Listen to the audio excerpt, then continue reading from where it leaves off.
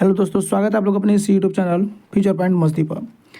चलिए, इसके पहले हम लोगों ने 40 क्वेश्चन यहाँ तक कर लिए थे। इसके आगे अब हम लोग 41 से 80 तक क्वेश्चन को कवर करने वाले हैं। ठीक है, तो मेरे साथ आप लोग बने रहें। आइए, एक नंबर क्वेश्चन क्या कहते हैं, सर्वाधिक आघातवर्धक धातु है। देखिए, आघातवर्धक धातु यानी ये एक धातु का एक गुण है जिसके कारण हम लोग चादर के रूप में बना सकते हैं। किस रूप में बना सकते हैं? पीट पीट के चादर के रूप में बना सकते हैं। धातु का एक और गुण होता है तन्यता। क्या होता है? तन्यता।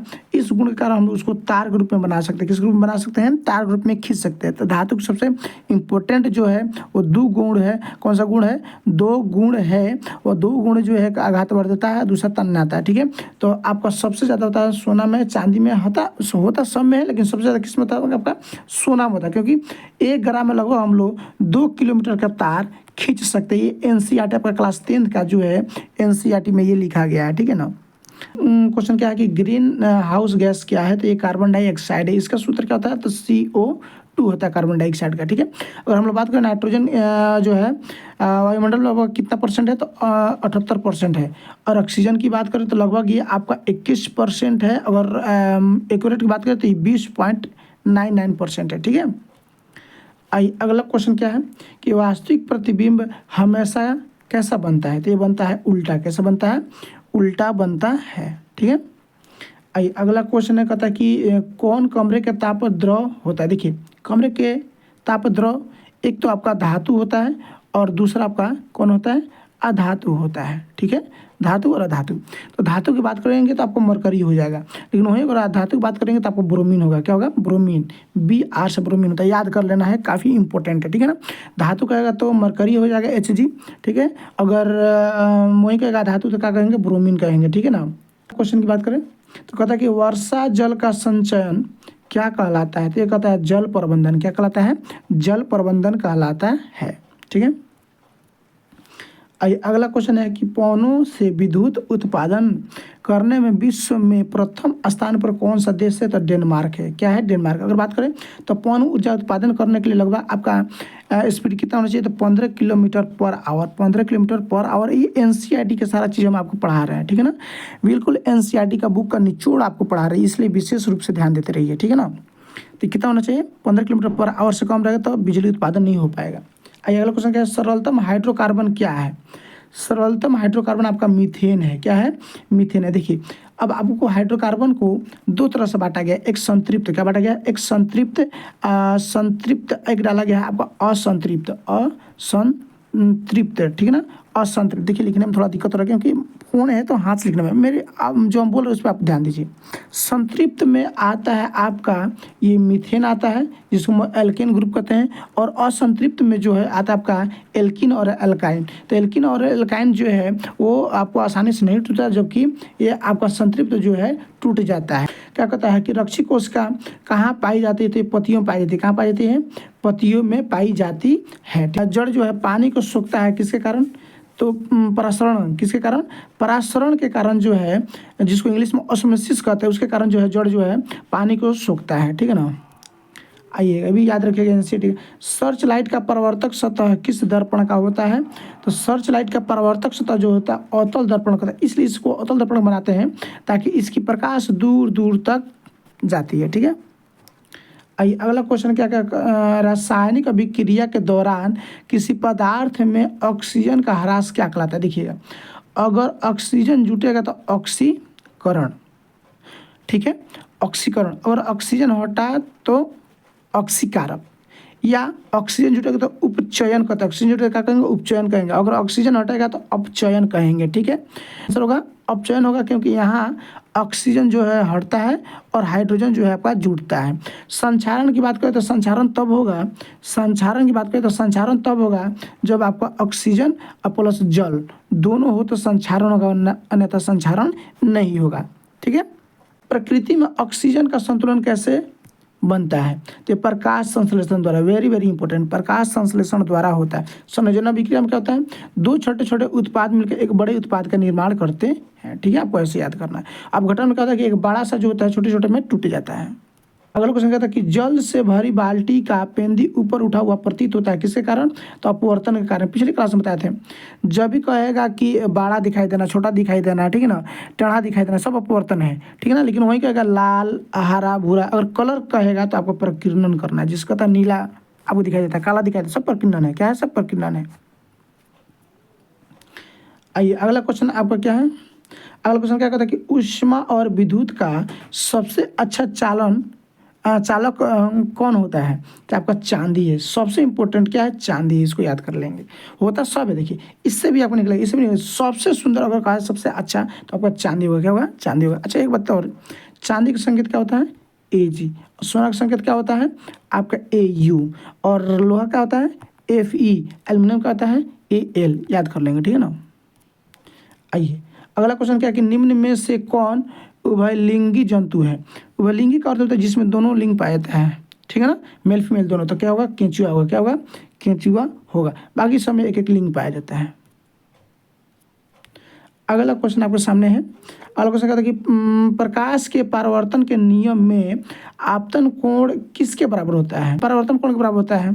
आपतन कोण जो होता है किसके बराबर? परावर्तन कोण के बराबर होता है, ठीक है ना।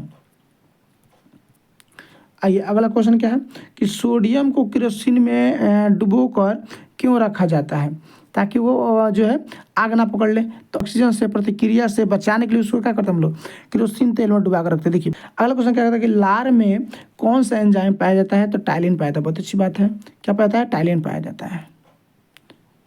चलिए अगला क्वेश्चन यहाँ पे क्या करें कि दूरदृष्टि में किस लेंस का प्रयोग किया जाता है? तो ये है आपका उत्तल। क्या है? उत्तल।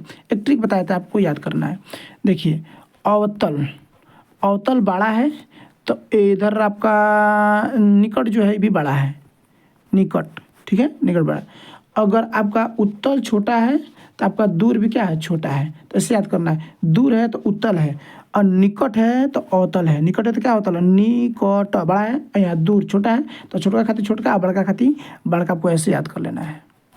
अगला क्वेश्चन क्या है कि कहता है कि कौन सा अधातु होते हुए भी विद्युत का सुचालक होता है? कौन सा अधातु होते हुए भी, अधातु होते हुए भी विद्युत का होता है? सुचालक होता है। तो आपका हो जाएगा ग्रेफाइट। क्या होगा? ग्रेफाइट होगा। क्या होगा? ग्रेफाइट होगा। याद कर लेना है, ग्रेफाइट। क्या होगा? ग्रेफाइट होगा। कहता है कि फ्लोएम किसके लिए उत्तरदायी होता है? तो फ्लोएम किसके लिए उत्तरदायी होता है? तो भोजन के परिवहन के लिए। भोजन के जाइलम जो होता है जल के परिवहन के लिए। जाइलम किसके लिए? जाइलम जो होता है जल के परिवहन के लिए। याद करेंगे, ठीक है। अगला क्वेश्चन, किसकी सहायता से हम किसी वस्तु को देख सकते हैं? तो प्रकाश की सहायता से। प्रकाश जो होता है किसी वस्तु से टकराने के बाद हमारे नेत्र तक पहुंचता है, तब हम जाके किसी वस्तु को देख पाते हैं।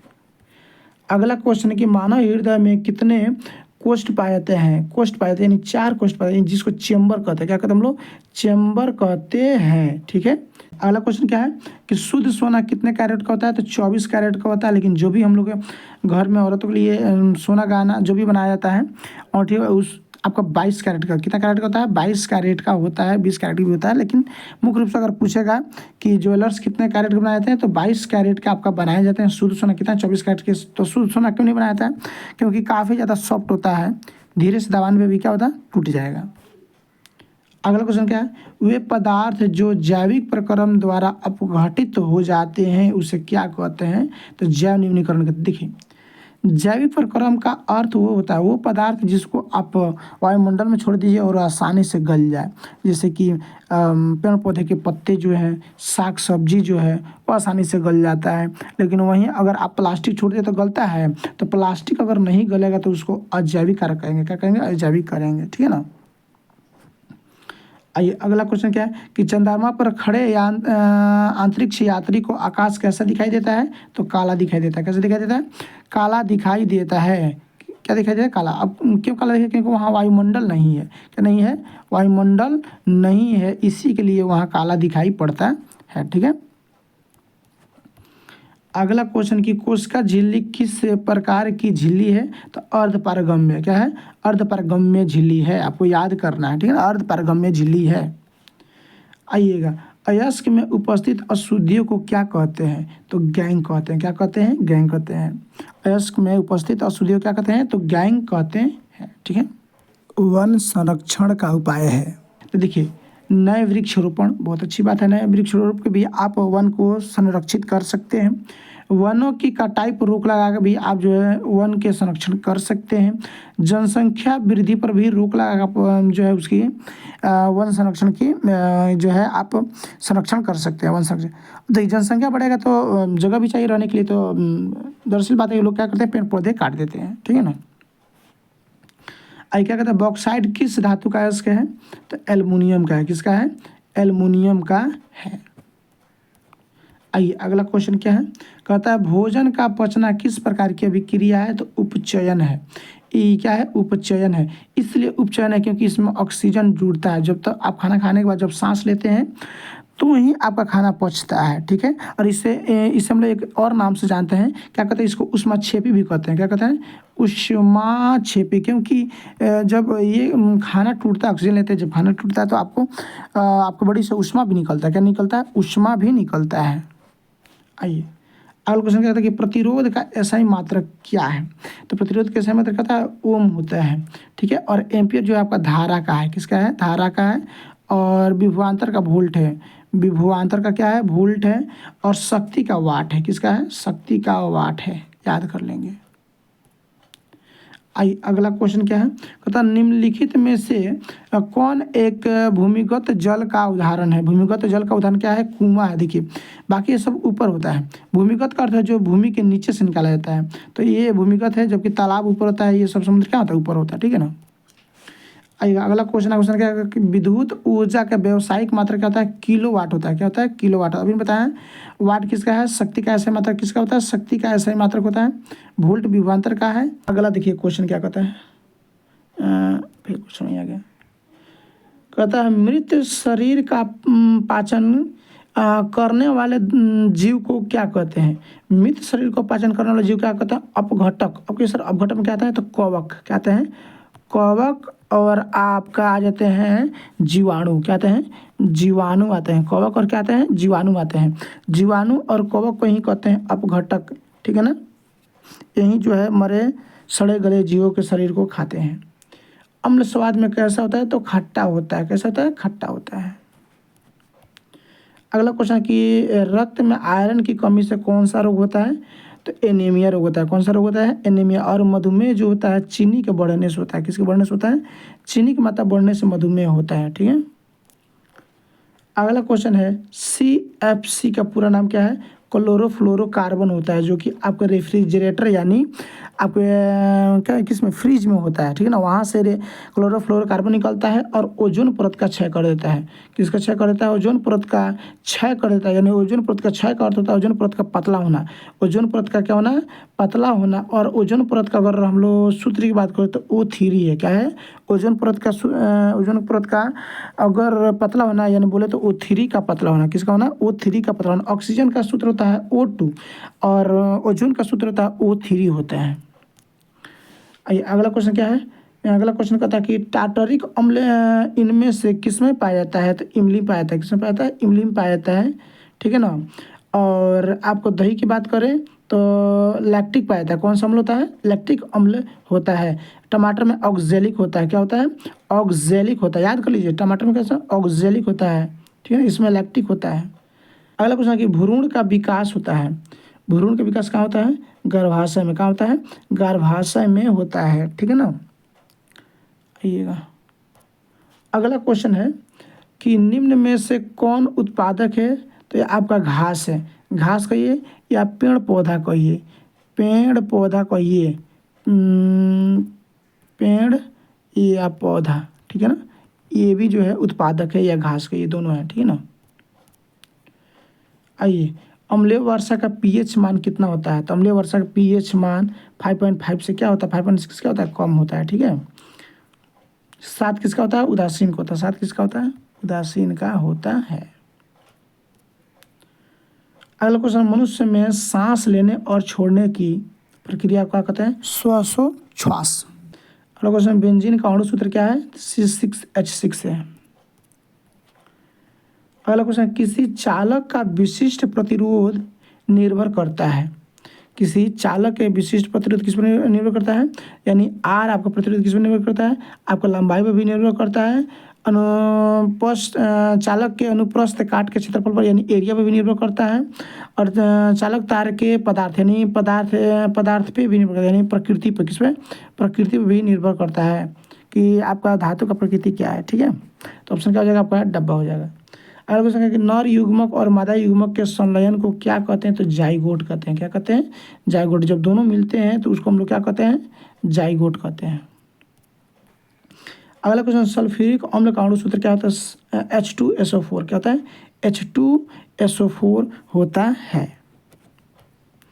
अगला क्वेश्चन है कि माँ के रुधिर से किससे पोषण मिलता है, तो भ्रूण को मिलता है, जिसको प्लेसेंटा के द्वारा कहते हैं। क्या कहते हैं, प्लेसेंटा के द्वारा भ्रूण को क्या मिलता है, पोषण मिलता है। अगला क्वेश्चन क्या है कि कार्बन और हाइड्रोजन के संयोग से क्या बनता है, तो हाइड्रोकार्बन बनता है। क्या बनता है, हाइड्रोकार्बन बनता है।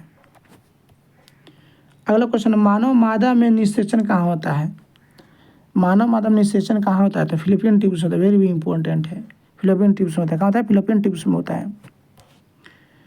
कहा कि किस रंग का तरंग सबसे अधिक है, तो लाल का।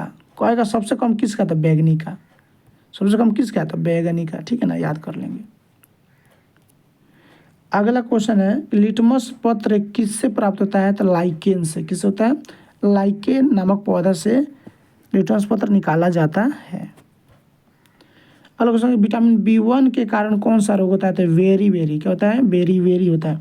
एड्स किसके कारण होता है, तो HIV के कारण। किसके कारण होता है, HIV। घेंगा किसके कारण होता है, तो ये होता है आपके आयोडीन के कमी से। किसकी कमी से, आयोडीन कमी से। मधुमेह किसके कारण होता है, तो चीनी के ज़्यादा बढ़ जाने से, यानी यूँ कहेंगे तो इंसुलिन की कमी से। किसकी कमी से, इंसुलिन की कमी से। इंसुलिन की कमी से, किसकी कमी से, इंसुलिन की कमी से मधुमेह होता है। आयोडीन की कमी से घेंगा रोग होता है। HIV कमी से एड्स होता है। HIV के होने से एड्स होता है। अगला क्वेश्चन है कि बैटरी से किस प्रकार की धारा निकलती है, किस प्रकार धारा, तो DC निकलती है। बैटरी से DC, और जो आप यूज करते हैं उसको AC कहते हैं। अल्टरनेटिंग करंट इसको कहते हैं, डायरेक्ट करंट कहते हैं। ठीक है ना, तो डायरेक्ट करंट ज़्यादा खतरनाक नहीं होता है बैटरी से, लेकिन AC करंट जो होता है खतरनाक होता है। लेकिन जनरेटर से जो DC करंट निकलता है वो बहुत खतरनाक होता है। ठीक है ना, जनरेटर से दो तरह का निकलता है, DC भी निकलता है, AC भी निकलता है। अगला क्वेश्चन क्या है, आधुनिक आवर्त सारणी में तत्वों के वर्गीकरण का आधार क्या है, तो परमाणु संख्या। क्या है, परमाणु संख्या। परमाणु द्रव्यमान के आधार पर आपको डोबेराइनर और न्यूलैंड्स और मेंडलीव, ठीक है ना, मेंडलीव 3 व्यक्तियों ने मिलकर द्रव्यमान पर सजाया था, जो कि परमाणु संख्या के आधार पर मोसले ने सजाया था। किसने सजाया था, मोसले ने सजाया था 1913 में। कब सजाया था, 1913 में। ठीक है, आइए अगला क्वेश्चन क्या है। अगला क्वेश्चन, ओजोन परत पाई जाती है। कहाँ पाई जाती है, वायुमंडल के ऊपरी सतह में। वायुमंडल के ऊपरी सतह में। ऐसे कहेंगे तो कहेंगे समताप मंडल। क्या कहेंगे, समताप मंडल में। कहाँ, समताप मंडल में, याद कर लेंगे, इंपॉर्टेंट है। अगला क्वेश्चन क्या है कि ओजोन के एक अणु में कितने ऑक्सीजन के परमाणु होते हैं। बहुत अच्छी बात है, 3 गो, जिसे बताया था O3। क्या बताया था फॉर्मूला, O3। तो कब है, 3 गो है। अगला क्वेश्चन है कि मनुष्य में नर जननांग निम्न में से कौन है, तो वृषण भी है, शुक्रवाहिका भी है, मूत्र मार्ग भी है, सभी है। जैसे वृषण से जब शुक्राणु निकलता है तो शुक्रवाहिका में जाता है, शुक्रवाहिका मूत्र नाली के द्वारा होते हुए वो बाहर निकल जाता है। लोहे को जंग से बचाने के लिए किस प्रकार का लेप लगाया जाता है, तो जिंक का। ठीक है, और लगाने को हम लोग कहते हैं गैल्वेनाइजेशन। क्या कहते हैं, गैल्वेनाइजेशन कहते हैं। अगला क्वेश्चन क्या है कि परावैंगनिक किरण से कौन सा रोग होता है, तो त्वचा कैंसर। कौन सा रोग होता है, तो त्वचा कैंसर होता है। ठीक है, तो अगर वीडियो आपको अच्छा लगा तो वीडियो को लाइक कर दीजिए, दोस्तों में शेयर कर दीजिए, नए तो चैनल को सब्सक्राइब कर लीजिए। Thanks for watching. फिर मिलते हैं अगले वीडियो में, तब तक के लिए गुड बाय। और बहुत जल्द जो हम 1 लिनियर जो है लेकर आने वाले हैं NCERT के निचोड़, लगभग 1000 से ज़्यादा होगा। ठीक है ना, बायोलॉजी, फिजिक्स, केमिस्ट्री सबका 1 लिनियर।